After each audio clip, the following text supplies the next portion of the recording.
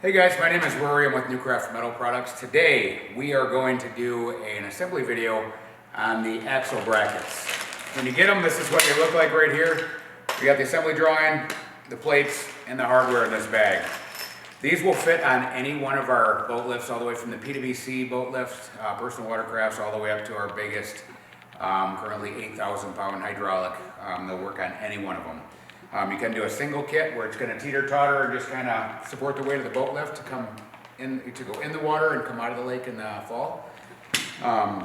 Or on a bigger one, sometimes you like to put two kits on so you can get four wheels on it. When you open up this kit here, what we have here, these plates here, you're going to see four of those. Four plates there. Then inside of there, what you have is a hardware bag here.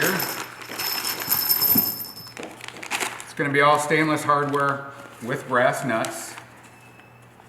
The included drawing that you get in here is going to look like so. It's kind of simple drawing showing you how to put it on there. The way that I like to do this, take these plates right here. This is obviously going to be on the bottom of the hoist. It's going to sit on here about like so. All these top holes right here are for different adjustments depending on the size hoist that they're going on. So, the way that I like to do it, start with these bottom two holes, always. Just put the bolts through like so, and get your nuts started on there. Grab two more of these bolts here, two more nuts. You'll bring this over to the hoist. It's gonna kind of look like this. And what you're gonna do, shoot for roughly the middle of this side tube here. What you do, put them on. And always when you put this on, bolts are gonna go from the inside out. So you hold those bottom bolts up tight to the bottom, and it's gonna dictate what hole it needs to go in the top, okay? This hoist that we're putting on right here, this is a 4500. This is what it would look like adjusted on a 4500. If you do a 6 or an 8000, it's gonna be on the top hole. But you put your nuts on there, again, it's important from the bolts to be the inside out. Reason for that is the carriage on our lifts drop right inside of the lower framework.